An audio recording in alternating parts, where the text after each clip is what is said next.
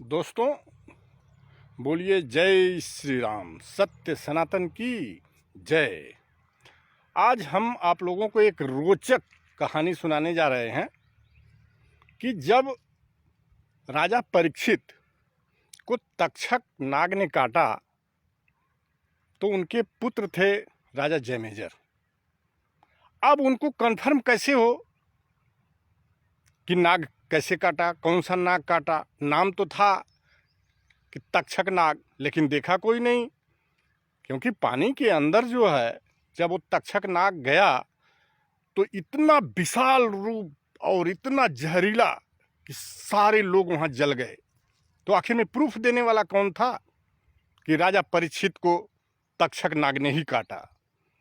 अब इसके पता लगाने के लिए उनके पुत्र राजा जयमेजर ने पता लगाना शुरू किया कि आखिर में तक्षक नाग ही काटा है।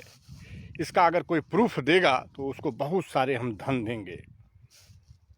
उसी टाइम पे एक ऋषि काश्यप ऋषि के पास इतना बल था कि कैसा भी जहरीला नाग काटे वह तुरंत विष को खत्म कर देते थे। तो उनकी हम कहानी आपको बताने जा रहे हैं कि जब पता लगा काश्यप ऋषि को कि तक्षक नाग जो है काटेगा, तो वह अपने घर से तुरंत चल पड़े कि इतने तपस्वी राजा को अगर तक्षक नाग काटेगा तो हमारे पास इतना बल है कि हम जो है उसको तुरंत निष्क्रिय कर देंगे। चले घर से। इसके बाद तक्षक को पता लगा कि वास्तविक में ये ऋषि तो हमारे जहर को खत्म कर देगा और ऋषि का श्राप धूमिल पड़ जाएगा। तो तुरंत रास्ते में रोक लिया। साधु का रूप बना करके तक्षक नाग सामने आ गया, ऋषि को रोक लिया। बोला, आप कहाँ जा रहे हैं? बोले, हम वहीं जा रहे हैं राजा परीक्षित से मिलने।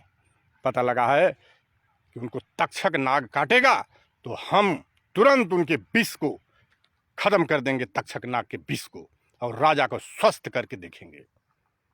बड़ा आश्चर्य हुआ। बोला, अच्छा ठीक है, अब हम तुमको परीक्षा लेंगे। बोले, किस तरह से? बोले, हम ही तक्षक नाग हम ही हैं, और अगर आप परीक्षा में पास हो गए तो मान लेंगे कि आप जो है राजा परीक्षित को बचा लेंगे। अब इसके बाद ऋषि ने बोला कि बोलो क्या करना है। उस सामने में एक विशाल बरगद का वृक्ष था। तक्षक ने बोला कि इस बरगद के वृक्ष को हम काटते हैं और तुरंत ऊपर से नीचे तक सूख जाएगा, और अगर आप पेड़ को फिर आप हरा भरा कर दिए तो मान लेंगे कि आप हमारे जहर को निष्क्रिय कर सकते हैं। ऋषि काश्यप ने बोला कि बिल्कुल, इसको काटो। और तुरंत तक्षक नाग ने क्या किया कि वो बरगद के वृक्ष को काटा और धीरे धीरे धीरे धीरे धीरे धीरे जल करके पूरा राख हो गया। ऋषि ने बोला, बस तुम अपना काम कर चुके, अब हम अपना काम दिखाते हैं। और ऋषि ने तुरंत जा करके परोर करके पानी मारा, और उसी राख से एक छोटा सा बरगद का वृक्ष निकला, और निकलने के बाद धीरे धीरे धीरे धीरे इतना विशाल रूप बना लिया कि वह पहले से भी हरा भरा।